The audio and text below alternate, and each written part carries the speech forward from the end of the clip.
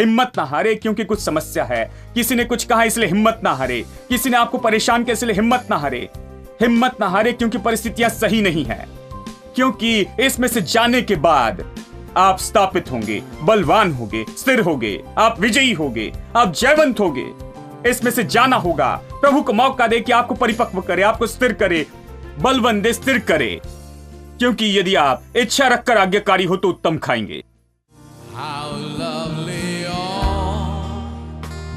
on the mountains are the feet of death that bring good news,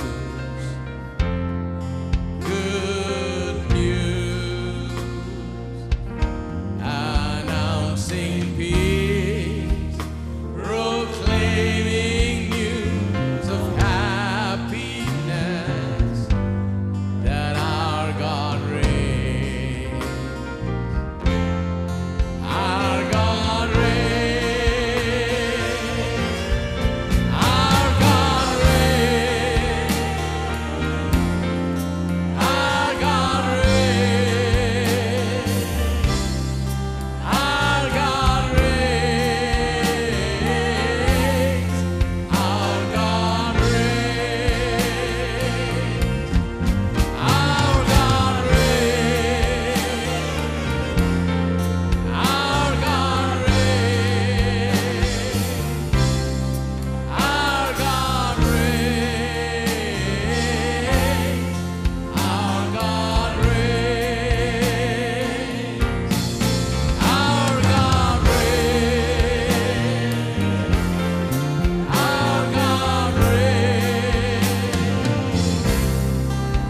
God reigns. Our God reigns. Our God reigns. Our God reigns. Our God reigns. Our God reigns. Our God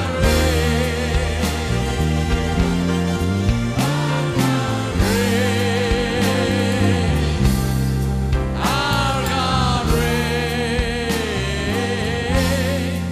Our God reigns.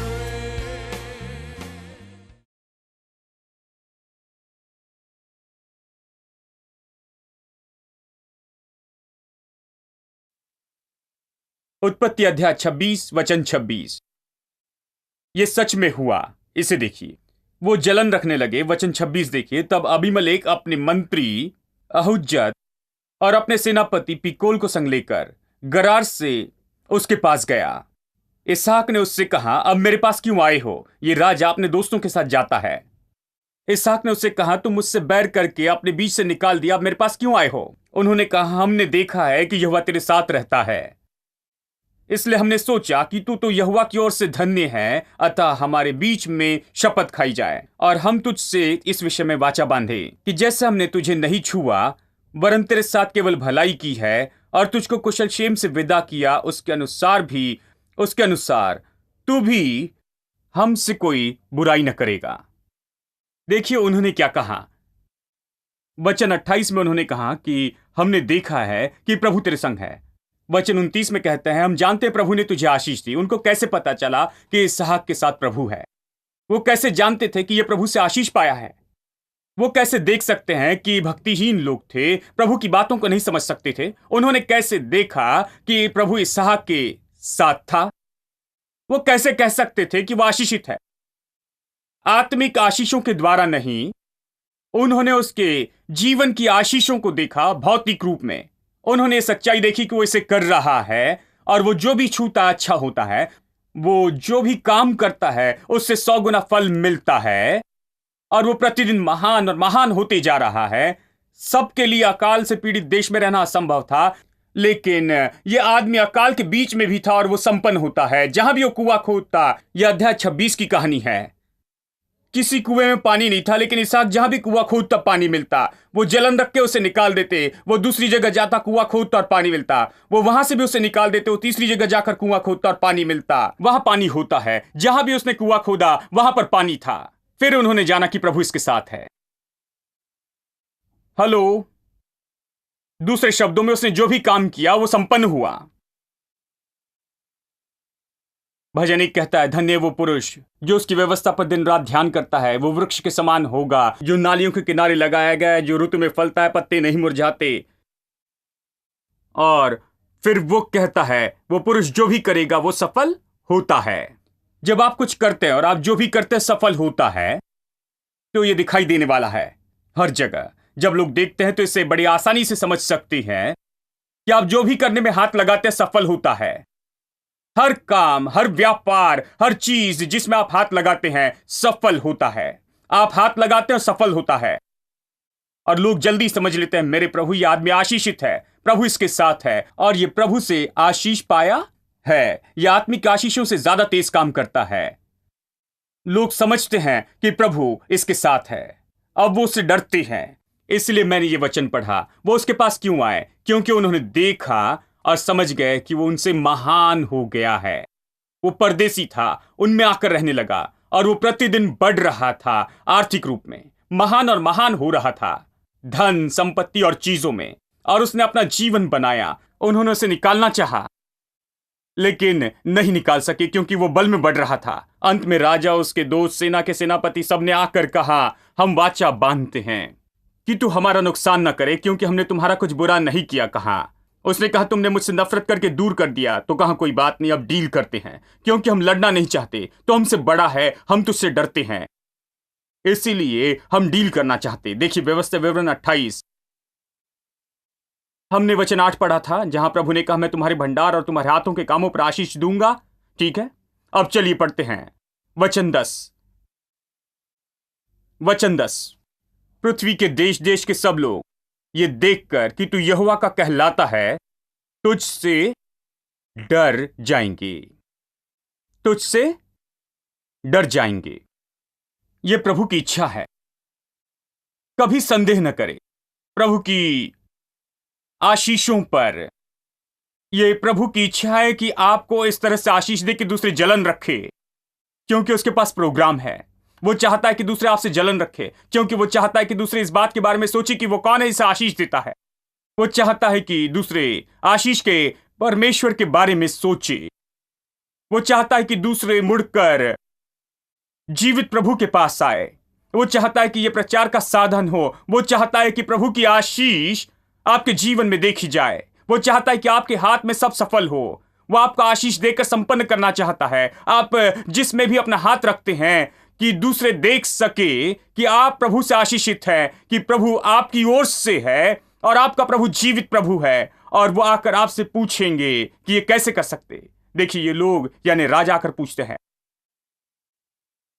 अब मैं सोचता हूं यही विश्वासियों को ज्यादा पता नहीं है।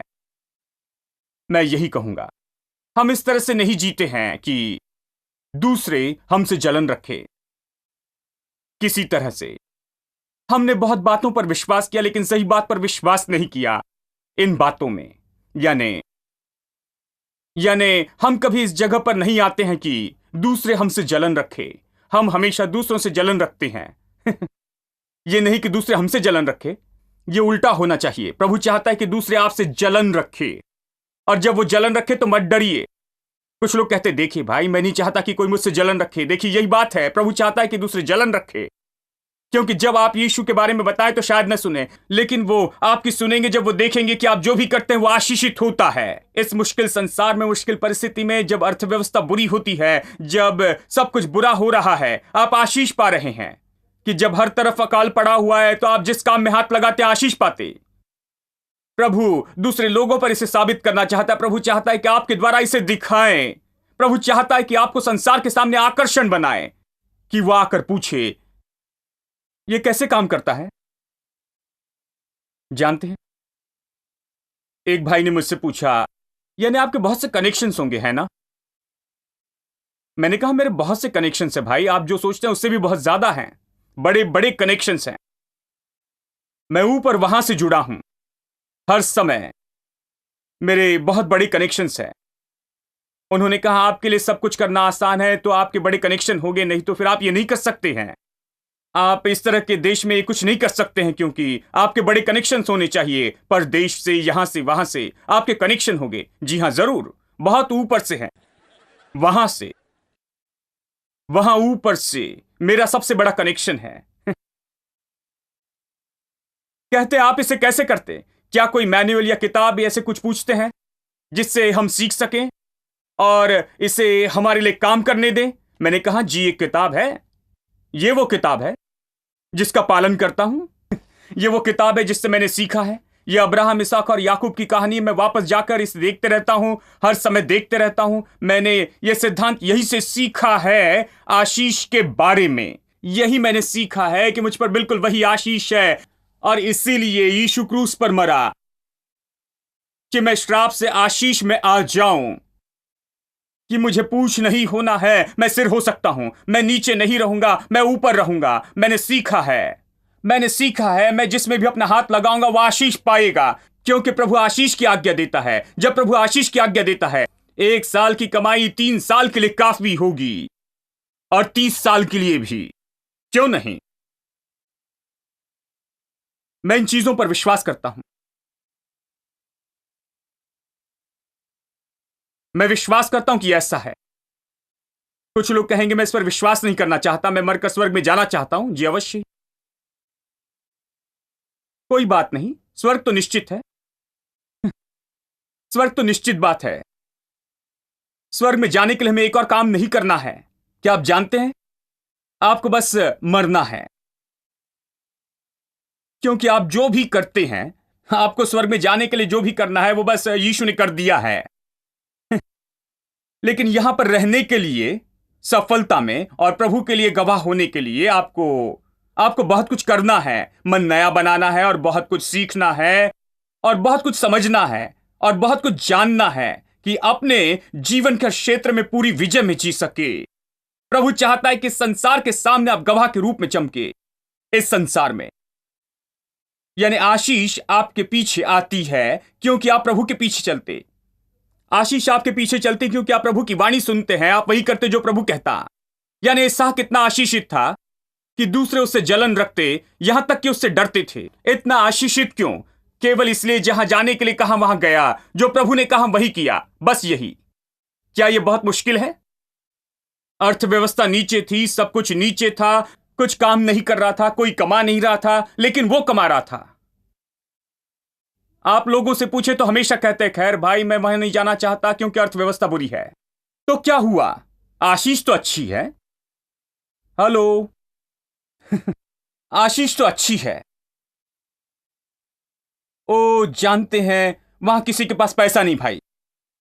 खैर, लेकिन आशीष पैसा लाएगी।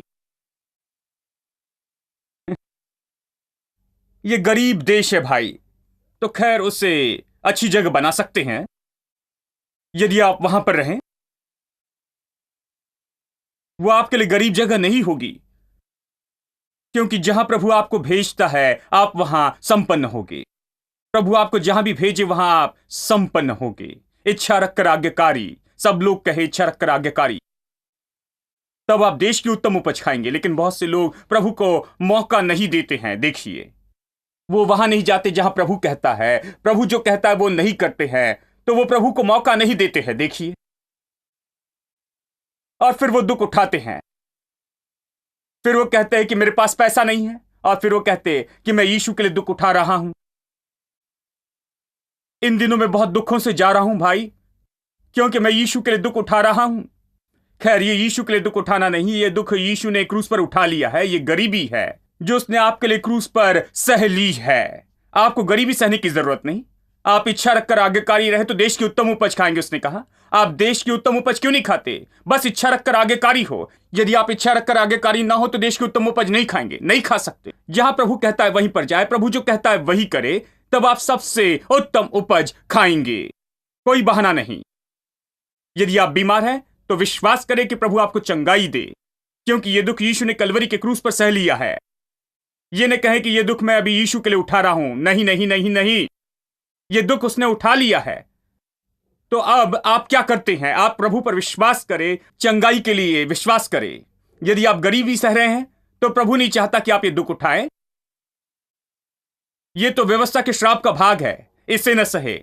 यीशु ने सहा और आपको व्यवस्था के श्राप से छुड़ाया है कि अब्राहम की आशीष अन्य जाति पर आ सके। ठीक है, तो वो न सहे, वो नहीं चाहता कि आप इसे सहे। केवल एक ही दुख है और इसलिए दुखों के बारे में इतना ज्यादा मैं प्रचार नहीं करता, क्योंकि केवल एक ही दुख सहना है। और प्रभु के वचन के अनुसार मेरे साथ निकाले पहला पत्रस अध्याय 2। चलिए मैं पढ़ता हूं वचन 18। हे सेवको, हर प्रकार के भय के साथ अपने स्वामी के अधीन रहो, न केवल उनके जो भले और नम्र हो, पर उनके भी जो कुटिल हो। क्योंकि यदि कोई परमेश्वर के विचार करके अन्याय से दुख उठाता हुआ क्लेश सहता है तो वो सुहावना है। क्योंकि यदि तुमने अपराध करके घूसे खाए और धीरज धरा तो इसमें क्या बढ़ाई की बात है। पर यदि भला काम करके दुख उठाते और धीरज धरते हो तो ये परमेश्वर को भाता है। वो सेवकों से कहता है कि अपने स्वामी के अधीन रहो, सारे डर के साथ, केवल भले और अच्छे ही नहीं लेकिन कठोर के साथ भी। कुछ अनुवाद कहता है मुश्किल, मुश्किल यानी जिन्हें सहना कठिन हो, कठोर और धूर्त बॉस को सहो। इस संसार में ऐसे बहुत से हैं, है ना? बहुत ज्यादा सहना धूर्त बॉस को, जो इतने अच्छे नहीं, कई बार बहुत अन्यायी हैं, और आपने कुछ गलत नहीं किया लेकिन फिर भी दुख उठाते हैं।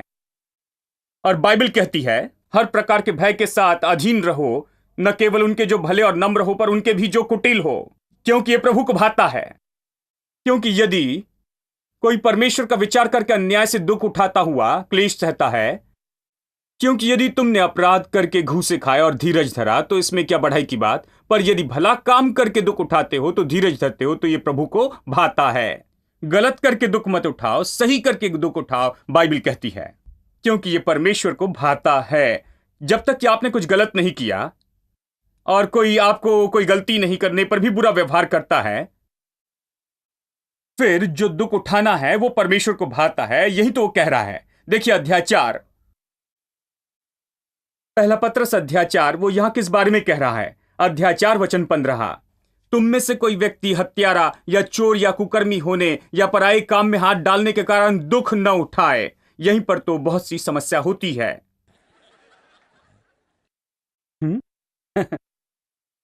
हम में से बहुत से लोग हत्यारे, चोर वगैरह नहीं हैं, लेकिन हम दुख उठाते हैं क्योंकि हम दूसरे लोगों के काम के बीच में आते हैं। इस तरह दुख उठाते हैं। इस तरह दुख न उठाओ, वो कहता है। इस तरह दुख उठाते हुए ये न कहे मैं यीशु के लिए दुख उठा रहा हूं भाई, नहीं, ऐसे काम न करें। और फिर वो कहता है यदि कोई विश्वासी के रूप में दुख उठाए। देखिए ये कह रहा है एक विश्वासी के होने के नाते दुख उठाते हैं। देखिए आप विश्वासी हैं और मसीह में आपके विश्वास के कारण कई बार आपको परेशान किया जाता, मसीह में आपके विश्वास के कारण आपसे नफरत की जाती, आपसे बुरा व्यवहार होता है, अन्याय से व्यवहार किया जाता, और ये सब यदि आप विश्वासी के नाते दुख उठाते हैं। ये कह रहा है उन दिनों में लोगों ने विश्वास के कारण दुख उठाया, जो विश्वासी थे, इसलिए बुरा व्यवहार किया गया कुछ केसेस में। तो वो उनसे कहता है यदि मसीह में तुम्हारे विश्वास के कारण तुम दुख उठा रहे हो, यदि विश्वासी के नाते दुख उठाते हो तो न शर्माएं। ऐसा व्यक्ति बिल्कुल न शर्माए, मसीह के लिए अपने दुखों से न शर्माए। लेकिन बात तो यह है कि वो प्रभु को महिमा दे।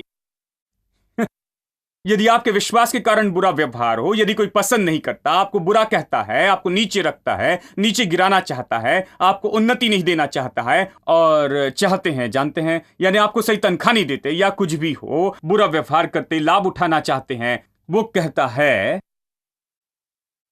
इससे न शर्माना, इस बात में प्रभु की महिमा करना। यह मौका है कि प्रभु को महिमा दे। अब आपको मौका मिला है कि प्रभु की महिमा करे, और यह कहता है ठीक है। यहां पर रुककर चलते अध्याय 5 वचन 10। अब परमेश्वर जिसने तुम्हें मसीह में अपनी अनंत महिमा के लिए बुलाया, तुम्हारे थोड़ी देर तक दुख उठाने के बाद, देखिए बहुत से लोग केवल पहला पत्रस 5:10 पढ़ते हैं, ये सब पढ़े बिना ही। यानी यदि आप पढ़ते हैं पहला पत्रस 5:10, मैंने जो पढ़ा उसे पढ़े बिना, तो आप सोचते हैं कि इसमें हर तरह का दुख है, बीमारी को सहे, गरीबी को सहे और ये सब, क्योंकि ये कहता है कि दुख उठाने के बाद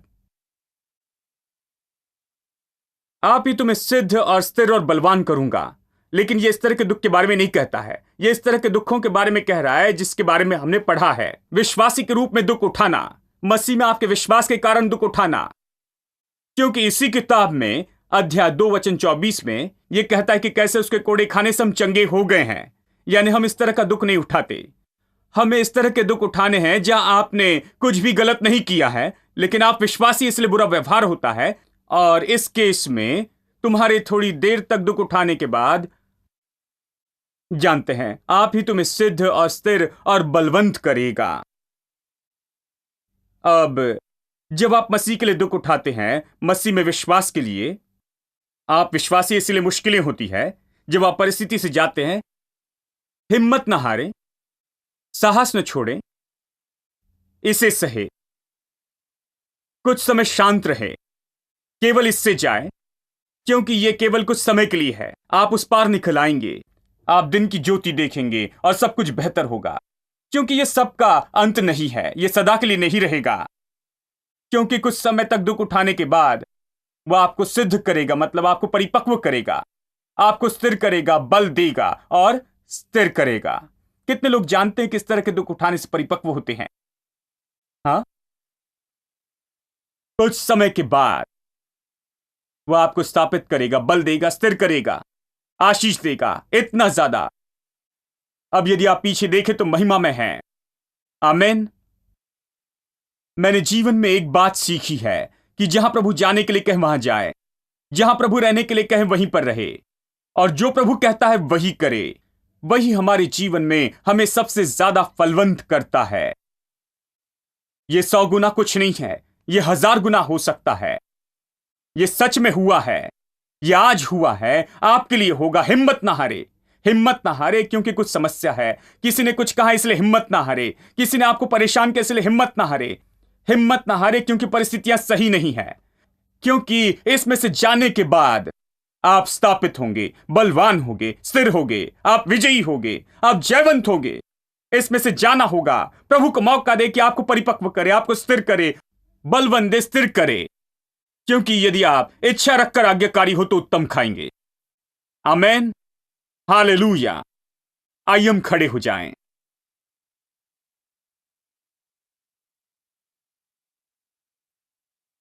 आमेन। प्रभु की स्तुति। आइए प्रार्थना करें। पिता परमेश्वर यीशु के नाम में हम आते हैं, तेरे वचन की अद्भुत सलाह के लिए धन्यवाद देते हैं। धन्यवाद देते हैं क्योंकि तू आशीष का प्रभु है। तूने हमारे लिए केवल आशीष रखी हुई है। मेरी प्रार्थना है कि लोग सीखे कि वहीं जाए जहां तू चाहता है, वही करे जो तू करने के लिए चाहता है, वही बने जो तू चाहता है, और वो उत्तम खाए जो तूने इनके लिए रखा है। प्रभु, कि ये परिस्थितियों से निराश न हो, दूसरों के द्वारा निराश न हो, ये होने वाली चीजों से निराश न हो। वो जिन अकाल को देखते हैं उससे नहीं चलेंगे, वो उन परिस्थितियों और दूसरी बातों से नहीं हिलेंगे जो इनके पास आती है। प्रभु, ये निश्चित हो जाए कि तू यहां है, कि तू इन्हें देखेगा, तू इन्हें स्थापित करेगा, बल देगा, स्थापित करेगा और असीम रूप में आशीष देगा। हे पिता, प्रार्थना करते हैं कि तू इनके जीवन में ऐसे ही करेगा कि ये उत्तम खाए, सबसे उत्तम से कुछ कम न खाए, बस उत्तम खाए अपने जीवन के हर एक क्षेत्र में। पिता, हम तुझे सारी महिमा, आदर और स्तुति देते हैं। यीशु के नाम में प्रार्थना करते हैं, आमीन। Threatening clouds may hide your vision for a while, and you may wonder if he hears you when you pray. But don't forget that God is love and you're his child. Press on in faith because the answer's on the way. Keep pressing on. Keep pressing on. God's on the other side of faith. And though the clouds may for a moment hide his face, remember God is on the other side of faith. Keep pressing on. Keep pressing on. God's on the other side of faith. may for a moment hide his face. Remember, God is on the other side of faith. You must run this race to win the victor's crown. Though Satan try with all his might to cast you down, it will be worth it just to hear God say, well done. Press toward the prize that's on the other side of faith. Now you must run this race to win the victor's crown. Though Satan try with all his might to cast you down, it will be worth it just to hear God say, well done. Press toward the prize that's on the other side of faith. Keep pressing on. Keep pressing on. God's on the other side of faith. And though the clouds may for a moment hide his face, remember God is on the other side of faith. Keep pressing on. Keep pressing on. God's on the other side of faith. And though the clouds may for a moment hide his face, remember God is on the other side of faith. Keep pressing on. Keep pressing on. God's on the other side of faith. And though the clouds may for a moment hide his face, remember God is on the other side of faith. One more time. Keep pressing on. Keep pressing on. God's on the other side of faith. And though the clouds may for a moment hide his face, remember God is on the other side of faith. And though the clouds may for a moment hide his face, remember God is on the other side